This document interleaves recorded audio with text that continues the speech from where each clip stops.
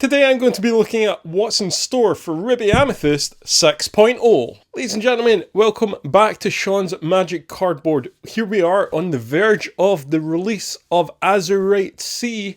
What does this set mean for the metagame and how will it affect Ruby Amethyst? In this video I'm going to be having a look at cards which I think could have an effect on how Ruby Amethyst plays, and some cards from the set that I might just include in the deck as well. Before we get to that, however, let's have a quick look at the Ruby Amethyst deck that I was using from the last set. This was my final build for set 5, and a lot of staples at this point in this set that we've come to expect over the past year of Lorcana.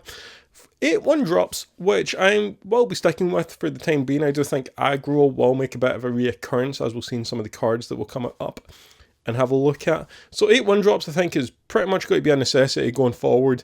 The 8 of the 2-drops as well, we've got 4 Snake, 4 Flynn. Flynn I know did drop out for a little while, but I do think it's still going to be relevant, at least until we have some better options, particularly in turn 2 and 3 going forward. Turn 3, I'm going to stick with the Mamfox package along with 2 Crabs and 4 Sisu as well. So in total we do have 10 3-drops that we can play on turn 3. Pretty much guaranteeing that at the very least you can get something on turn 3 down the board, but even then waiting to turn 3 is going to be a long time to wait before playing a character. For turn 4 we have Merlin Goat, we have Merlin Rabbit, 4 of each for another 8 cards. Going on to turn 5 we're looking at Elsa the 5th Spirit, Maui Hero to All, which is now down to 3. Turn 6, Lady Tremaine, Madame Medusa, 2 apiece. I know some people do prefer 3 Medusa, 1 Tremaine. I love Tremaine, I love the shift ability. Having the 1 in there does not allow you to use that shift ability, so for me it's important to have the 2. And the highest cost character in this deck, Sisu Empowered Sibling, which can be shifted on turn 6. Friends on the other side, Brawl, Be Prepared, the Library, and the Queen's Castle also making cut. 4 Queen's Castle, which I think is a necessity in this deck, and something I'll definitely include going forward. This was the final build in set 5, and I've got to say that the vast majority of matches I played, it did feel very competitive. If you watched any of my videos before, you know that's one phrase that I always repeat: competitive, always want to be competitive in the match. And I feel like for the most part this deck did this. Was there a few changes at the end I probably could have made? Yeah, for example, it would have been nice to include 1 more Elsa. I think 2 Elsa in there would have been nice. It does raise the question of what all of a sudden are you going to cut. I do like having the 2 Crab, and I really want to kind of keep a hold of them.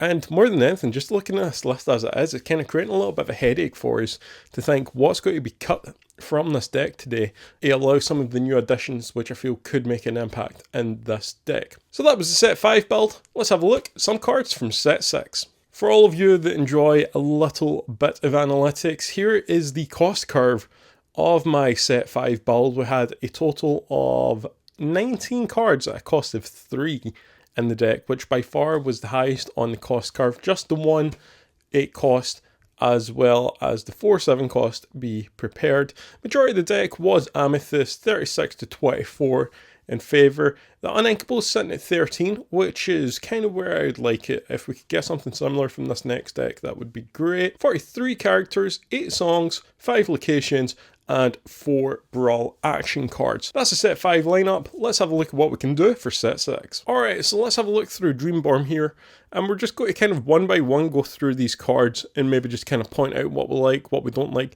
Straight away from this top row, I'm not really seeing anything. Hades over here, during an opponent's turn, whenever one of your other characters banish, gain 2 lore. Cost of 6, Uninkable, quest for 3. Nice card. Not just yet. This one, however, I do feel like it is going to be an inclusion. The White Rose, when you play this character, gain 1 lore. For now, I'm going to put 2 of them in the deck. We're just going to add cards. We're not going to remove any at this point, just to kind of see how things go. Next up, we've got, as usual, when you play this character, move 1 damage counter. Chosen characters. What I really wouldn't want to do at this point is add too many cards into this deck, and then all of a sudden it feels like it overflows with more than we really need. Scar here is one that I've considered actually. 6 cost, Rush, Challenger plus 3, making it a 7/4. Quest for 2. However, it is a 6 cost uninkable, and we do have quite a few 6 cost uninkables. Lady Tremaine, Madame Medusa. Do we really need another one? I'm not sure, so I'm not going to add it just yet, but this is one that potentially at some point I, at the very least, would like to test out. Diablo. A lot has been said about this card. 1 cost. When this character is banished, you may draw. A lot of people seem to like it. I like it as well. I don't like it as much as I like Magic Broom. Magic Broom is at the moment in our deck. Whenever you play another character, you may banish this card to draw a card. For me, that gives me a lot more control. The issue with Diablo is the same issue I have with Cusco. You are reliant on an opponent making an action to allow you to draw. Now, in a certain situation, you can almost like push them into a corner to have to do that because they either take the card or they give you lore. But at the same time, I like having control of Magic Broom. So for me, Magic Broom stays. Diablo is not being added just yet. However, if there was a shift, for example, one infamous Diablo card that could be shifted on top of this, then maybe it's something to consider, but as a standalone card, I don't think it's worth the inclusion just yet. Magic Carpet, a 1/3, quest for 3. Probably quite nice if you're going for a sort of aggro build.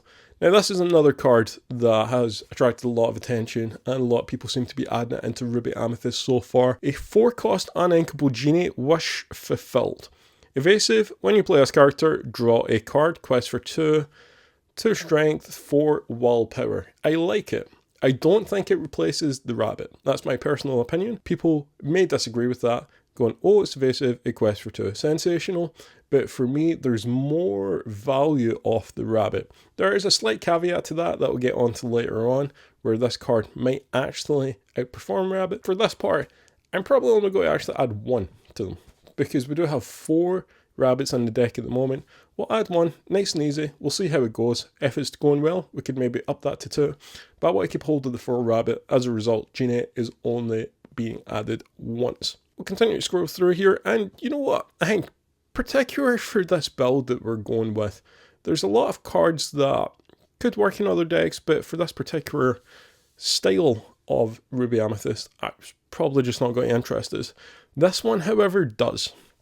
Whenever one of your opponent's characters, items, or locations is returned from play, gain 1 lore. A direct counter to this deck. And in the mirror match, this will make all the difference. A 2-cost item. At this point, Ruby Amethyst still has no removal for item cards, so in a Ruby Amethyst mirror match, if you get this down, it's essentially a better form of spellbook. You're not paying to gain a lore, and whenever the opponent's deck does what the deck does, i.e. bounce, you gain lore. So this in a mirror match is probably going to be essential, I think. Again, we'll test it out. We'll add a copy. We'll see how it goes. So that brings an end to the Amethyst cards from set 6. Not too many additions there. The deck count is up to 64 at this point, so we are over that 60. We're up to 14 uninkables as well. We're going to see what we can add now from the Ruby side of things and then test the deck out. So Pirates have made a massive appearance in this set. There will be a lot of pirate decks going around and I'm sure people will have a lot of fun with those. Not something I'm too interested in at this point. And truthfully, there is only a few cards from the Ruby side of things that I would like to test out. Maybe Half Shark is one of them. Got a lot of attention. Commands a very high price tag at this point as well. 6 cost inkable, evasive, 7/5. Whenever this character challenges another character, you may return an action card from your discard to your hand. Whenever it challenges, you can return a Be Prepared. That's brilliant. My issue is that it takes a lot to get going. This is not a quick card. If you played the card and the effect activated, great, now we're talking. The issue is that you have to play the card, you have to then attack with the card to then get your action card back. At which point, if you're using this to get back a Be Prepared, you spent 6 ink to play it, you've then attacked. You're not really going to take the opponent by surprise. You're using 6 ink to play it, you then have to attack with it, you have to show the opponent the Be Prepared's coming back to your hand, then you have to play Be Prepared. For the cost of essentially 13 ink, it's just not very quick. I don't think that it's very quick. I don't think it's going to catch many people off guard. The upside of this card for me is that final line right there. Whenever you play an action card, gain a lore. I really like that actually. I think that's a nice effect. For me, there's more upside to this than challenging to return in action card. Now, with the arrival of this card, the chances are the Be Prepared numbers and decks will start to drop. I've been adamant staying at 4 all the time. I did go down to 3 and it just didn't work out, so there's absolutely no way that I'm moving from 4 at this point. A lot of people will move from 4, but I still quite like having 4 in there. Another card that I quite like the look of, a 1 cost, Thievery. Chosen opponent loses 1 lore, gain 1 lore. There's going to be a lot of aggro, and one of my big issues with this deck is it's a control deck, but it can't control lore gain. In terms of if your opponent gains lore, you have no way of getting that back. So cards like this, Thievery, it costs 1. So even when paired with the Half Shark, if you're challenging with the Half Shark, you can bring back Thievery, use the Thievery, gain a lore, take a lore away. You gain a lore from Maui, Half Shark as well. So you're gaining 2, the opponent's losing 1 for the cost of 7. For me, that seems quite nice. So I'm actually going to add 2 in for the moment. This might not work out, this is a bit of an experiment, but let's give it a shot anyway. Scar, Heartless Hunter, has also commanded a little bit of attention. When you play this character, deal 2 damage to chosen character of yours to deal 2 damage to another chosen character. It's Teeth and Ambitions. It's Teeth and Ambitions on a 4/2 character that costs 5 and is uninkable. Not at this point for us, I don't think. Island Spill from the Sea, I think it's quite interesting. Can be sung with a character of a cost of 3 or less. Search your deck for a location card, reveal that card to players and put it in your hand, then shuffle your deck. Interesting card there. So, at the end of this, we've not really added that much. We've had 7 cards in total from set 6. We're now up to 14 uninkables. We've got 67 cards in our deck. And before I even think about taking out any cards from the previous set, I just want to give this a go, see what happens, and then we can start cutting cards back to see what works best. Before we do that though, one change I did want to make last set that I never get around to was adding another Elsa. So let's add an Elsa, taking us up to 68 cards, 14 uninkables, and let's see how this thing goes. So we made our way over to Inktable here. The AI is not going to be as intelligent as a player, so chances are this isn't going to play exactly how as it would in a natural match, but it'll give us a rough simulation of how it will go.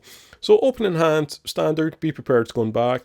We've got a 1 play, we've got a 2 play. We've got 2 rabbits, which is maybe not necessary. We know we're up against aggro, so we'll keep the brawl, and we'll call it there. Sending 2 back, receiving 2 out. And we are going to draw for turn.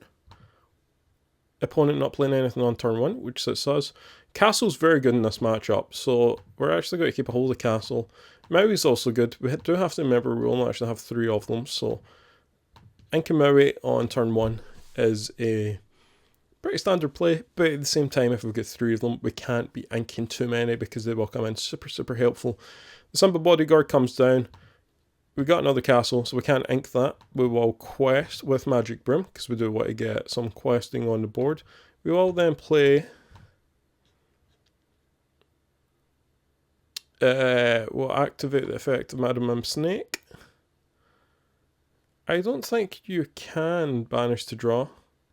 So I'm going to select no, because I don't think it works like that. So Simba is on the board. Can quest for 2 this turn, so the opponent is going to quest to go up to 2. Daisy Duck comes down. We don't have the Brawl in hand, so that is going to be our turn 3 play, is just get rid of Daisy Duck and clear the field of the Simba. So straight away, we can kind of see that the game, or the AI in this matchup, isn't really performing as how a player would. I'm not convinced this is how this deck would work if you were playing it at a local tournament. So we've got a white rose out. We drew into Flynn Rider. We'll play a rabbit. Draw a card. We can quest with the snake, allowing the white rose to trade with Madam Mim if they so choose. Next turn we can sing Merlin Rabbit to draw another card. Lilo is one of the cards from this set that's really going to help aggro. At the start of your turn, if this card's in your discard, you may play her and she enters play exerted. So a very good card. Alright, so before we do anything, let's sing with the rabbit. We'll see what we can draw, see if there's anything we can use. We get a library and a Lady Tremaine. Gonna go ahead and ink a go. I'll put us up to 5. Next turn, Tremaine comes on board. We will go ahead and take out the white rose. We can play a goat. Gain a lore from the goat. And we'll pass back to the opponent. The opponent has 1 card in hand. That Lilo is going to constantly come back, however. Merlin Rabbit is taken out by the White Rose. Daisy Duck comes down.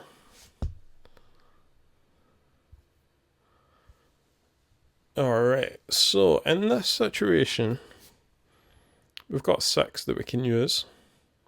We can take out either or. Taking out the Rose is going to trade with Merlin Goat.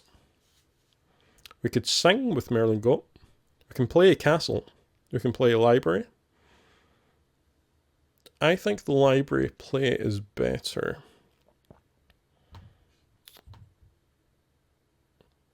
So we'll stop the 2 for now. Lily will come back next turn. It won't be able to quest next turn, so they won't get the 2 next turn. I think we go... Slight hiccup in the camera there, but we are back to it. So we have the opportunity to use 5 this turn, and we've still to ink. So I think what we're going to do is play the library, we'll play the Churnabogs, we will ink a castle, and then we're going to move both, allowing us to draw if either are banished. Also gain 1 passive lore from the library. Lilo will come back, however, it cannot quest this turn as it enters play exerted. Maui is going to come into hand, so Daisy Duck really doing us a favour this turn. And at the moment, this is pretty much just standard set 5, Ruby Amethyst. There's nothing new for us at the moment. So we'll take out Daisy Duck.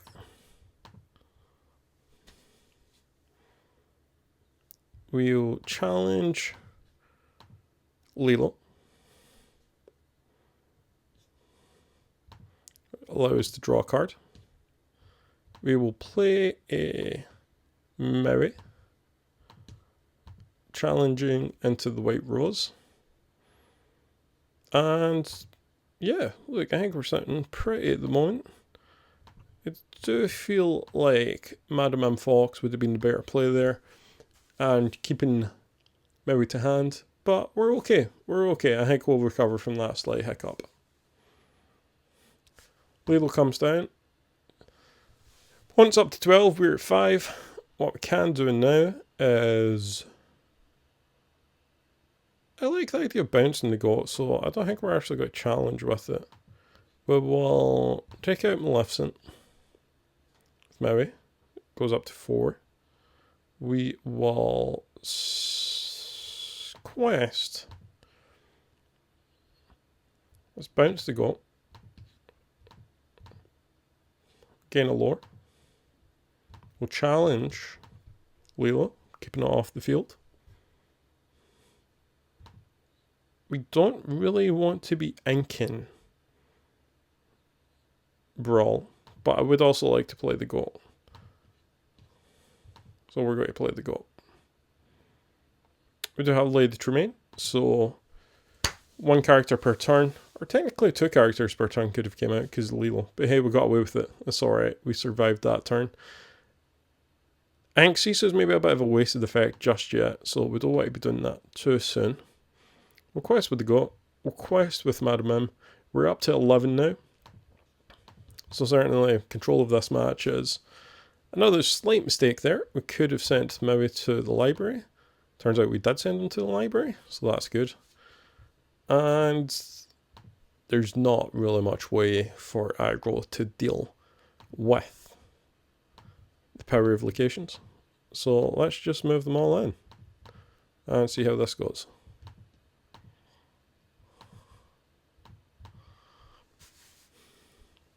Disappointing at this point that we haven't actually came across many of the set 6 characters or cards. We're going to draw. Still no set 6 characters or cards. Fantastic. Alright, so let's move Broom to the library. Let's play a Broom. Let's banish. We'll draw. Let's ink. A snake. Let's play a brawl. Let's quest. This game is all but over. Opponent can get 3 off of blue, or sorry, 2 off of blue next turn. It's not going to be enough to stop us. They really have to take out both locations or a bunch of characters. And with that, the game is over. Can we see some set 6 characters? No, no we can't. Let's quest. And that'll do it. So coming out in the first hand, we have 2 Sisus, 2 1-drops, a crab, and a castle. This is an okay hand, really. The 1-drop's the most important card, arguably. So we do have one of those. We could probably send away Sisu. Be Prepared is also automatically being sent back. So we did get a Mim Fox, so that's really nice to see. We can get a little bit of bounce action going there. And straight off the bat, Castle's going to be a good card in this situation. I'm actually going to ink the crab. I could have inked a 1-drop, but I do like holding on to the 1-drop, particularly because we have the Fox, where you can play a 1-drop, play the Fox straight away for the cost of 4, and have an instant answer to anything that could be on the board. The Castle's going to be super important in this matchup. Card advantage? I'm not so sure. I'm not so sure. I think we continue to just lay down the nest at the moment. The reason I didn't quest in that situation was because Lilo could quest and then be bounced into a Mim Fox by the opponent. So I'd rather just keep the character on board. We will take out... Actually, that's probably a better play. So if we quest with Chernobog, we can banish this one. Alright. I was hoping for maybe another inkable. We didn't get that. So we will probably just have to ink. And we're not going to activate the trigger resolution for Chernobog's followers. Having the card is nowhere near as important as having a clear field. Mim will trigger Chernobog back to hand. We will take out the Lilo. And as far as aggro is concerned, this is a very slow start for aggro. They're up 4-2 on turn 3. We can take that. They're up 5-2 in turn 3. Okay. White Rose is on the table. We also drew into one ourselves, which is quite fun. We can get 2 down. We can also get a castle down. And I think that is probably the play here. We can go into Elsa in the next turn. Let's just get the castle down. Let's quest. Even if they want to take out the Mim Fox, they're going to have to trade something good. It's not really in their interest, but it is in their interest to get the lore count up and apply a little bit of pressure. So 3 going into the castle there, and having the castle down early in this matchup is really nice for that situation. It really does force the opponent to decide, okay, do I continue with my strategy, or do I pause that strategy and get rid of that castle? They chose to get rid of the castle on this occasion, which is great for us. So the goat is going to pose a little bit of a threat. Flynn is best on an empty board, so we are safe to ink him. We will exert Merlin. And the goat is more dangerous than the White Rose, so we will get rid of that. We can also challenge with Elsa. Is it worth doing? Probably, actually. Probably is. I'll get 2 on it. It won't take it out, but it does mean that worst case scenario we can take it out with Elsa next turn. The castle's going to be safe because it can only get 3 damage. Simba comes down. We are going to draw for turn. Unfortunately, not the best turn there, or not the best draw. I think Brawl is probably going to have to be inked. We are setting up for Be Prepared at this point. We're 7 apiece. We could take out the White Rose. We could quest for 1. I guess, you know what? It's difficult. It's difficult. They are going to play a character next turn. Yeah, let's just keep the board nice and empty as much as possible. Playing the White Rose here would be a little bit of a risk. It means that we do have to draw in an uninkable particular if we're going for be prepared. Not going to take that risk. We only have 13, I think it is, uninkables in the desk, so in deck. And so far we have came across 2. Alright, so more characters come down, that's what I'd like to see. We would have got a goat, so we would have actually got away with it, but that's fine. We can ink and be prepared. The best bet is the castle's on the field, so that's got to net is some lore advantage. Chances are, I feel like an AI opponent is more likely to, sorry, a real opponent is more likely to clear the castle than they are to do something like that. It is what it is, we can only deal with what's in front of us, so the game continues nonetheless. We will just do some goat bouncing. Let's bounce the goat. Also gives us the opportunity to clear the opponent's goat should they quest, as opposed to go into the castle. Okay, so the opponent has got a quest for 2 here. Put them up to 13 apiece. That was a nice move, actually. That was a very good move. Gets rid of the castle. Brings the goat back to hand. Gains lore. Very, very good move. The Mims will trade. And now it's a battle of the goats. It really is a battle of the goats. Fortunately, we can play our goat first. So, provided there's not much bounce action going on, we have a slight advantage at this point. If this goat's bounced, however, we have a problem. Okay, that's perfectly fine with us. That's actually very, very good for us. Because we are able to extend our leads more than anything. We can get rid of Daisy Duck, play a broom, and here we go. Alright, another Daisy Duck. Oh, that's unfortunate. Okay. So the AI is going to go ahead and quest, so we have a little bit of a race here. Fortunately, we just drew possibly the best card that we could draw. Let's do the maths. So if we quest for 2, we bounce the goat, that would only take us up to 19. Oh. So we could quest with the goat, which would gain us 1. We could bounce the goat to go up to 2. We could quest with the magic broom for 3. And then we could replay the goat. Oh. The opponent, on the other hand, can quest for 3. So if they quest for 3, they bounce the goat with a snake. They can't replay it. So the maths favours us. The maths favours us. Full steam ahead at this junction. Very, very close game. Which, considering how slow the start is for the opponent, it does give us an idea that, yeah, it's maybe a shout actually. Let's banish that. Oh, that's a great draw. That is a great draw.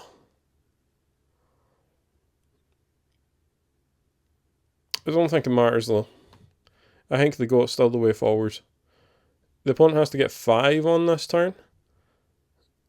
And is there any way for them to do that? I'm not sure. We'll get 4 from Daisy Duck and Merlin if they bounce Merlin, but they would then have to replay it. Okay, be prepared goes to the bottom of the deck. That's fine, we don't need that. And yep, that's game. Alright. So very, very close there. 20 to 18. Maleficent Staff came out. That could have caused a problem actually. If that staff came out, that is a card in this deck that is very, very scary when you're playing Ruby Amethyst. If those staffs come out, that's going to make life very, very difficult for you. Thievery, one of the new additions. We haven't used that just yet. We will get rid of the uninkables. We do have a 1-drop, but it's not actually a 1-drop character, so that's no use. The bounce is no use if we don't have the 1-drop. Very difficult hand, actually. I'm inclined to keep this. That's sort of very much helped us in the last game. Potentially won the game for us, but at this moment, the most important thing is finding a 1-cost character. And we failed to do that. Alright, so that's going to be a very difficult matchup straight from the offset. We'll get rid of Cisa. Thievery is not going to do anything for us here. And I guess this is the risk of running Thievery, if that was replaced with an actual one-drop character, then we're looking okay. It's not. So you do have that problem of, alright, what do we do? No 2-drop either. This is going to be a difficult game. This is going to be a difficult game. We're really going to have to come back swinging. Simba comes out, Maleficent, standards, aggro, nonsense here, more than anything else. Another Thievery, or at the very least, at least we can bring that score down if we are getting close to 20. Thankfully, we're now on turn 3. I'm going to ink a library. We only used one copy in this deck at the moment, but I am inclined to ink it. Sisu has to come down. We have to get a little bit of board presence now, and just have an option to clear up some of this mess. Simba comes out. Sisu is a 5 strength at the moment, so not the end of the world. Simba comes out, and it's going to be important to get rid of Simba. First and foremost, Simba will take out Sisu. So I think what we want to do here is, I don't like singing, so we're not going to do that. We're going to quest for 2. We're going to play Mim, bounce Sisu, trade with Simba. Maleficent is still on the board. Let's ink one of these because it has been slightly problematic. And we may as well just play the other one. Gain a lore, bring the opponent down, 5-3. Gives the score a little bit more respectable. 7-3. Opponent's going to go up to 9-3 now. 2 ink still to play this turn, which they haven't played. And that's a nice card, actually. Fantastic. Brawl, goodbye Maleficent. That's going to help slow the game down just enough. So we run the risk of not drawing any cards to play.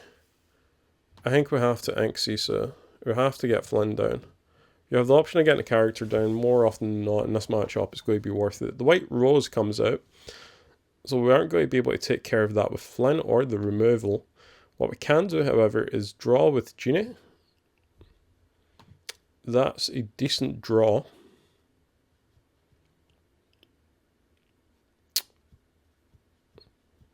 Oh, yeah, let's ink. It's going to be important to keep the ink up. So the tally for the opponent is up to 11. 11-3, we're certainly behind. It's a slow start in the match, so it's not entirely surprising. Another brawl, which is probably not ideal. At the moment, we can't actually... We can't take out in one hit. We can't take out in one hit. So... Oh, this is tricky. This is very, very tricky. We need something better on the board. We're not going to be able to wipe that out with one hit, so there's no point in getting rid of... I think we just really need to start... Let's gain a lore.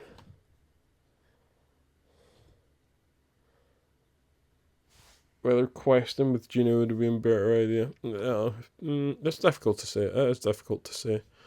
We can't bounce something.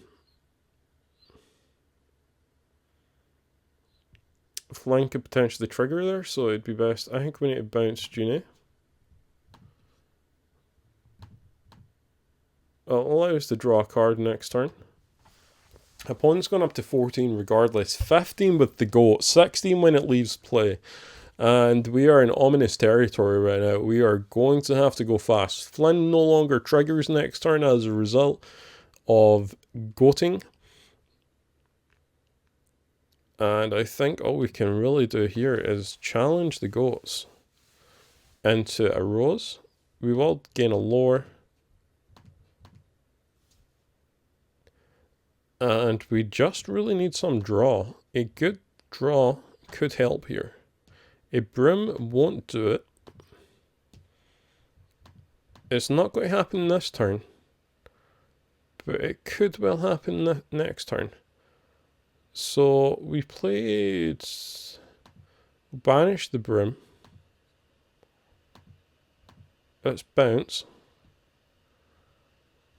The crab does help slightly. They're not going to challenge Flynn. There's no point in them challenging Flynn, because it's 15-6, right? They just have to go for it. Baloo comes on, and that is game. That is probably going to be game. Be prepared. Essentially, the only thing that could help in this situation. They'll get one for the goat leaving. They'll get two for Baloo leaving. They'll get two for Daisy Duck, potentially.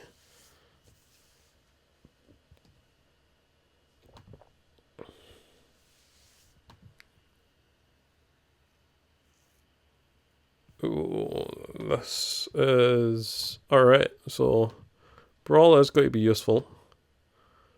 Very, very much backs against the wall territory here. It really is backs against the wall.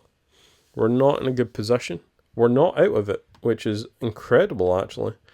But we are in desperate need of something good.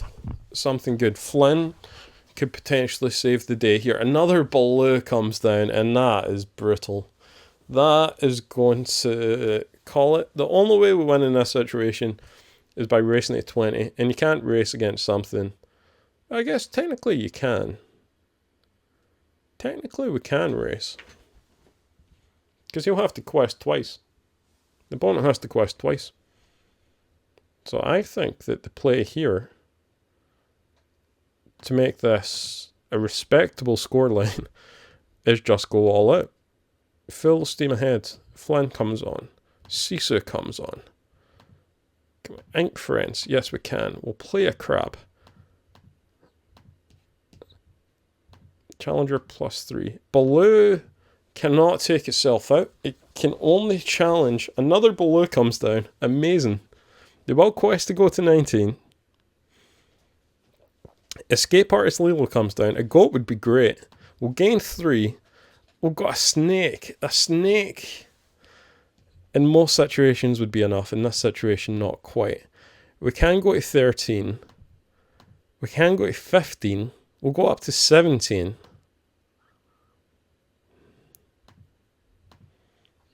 Even the goat bounce would not be enough.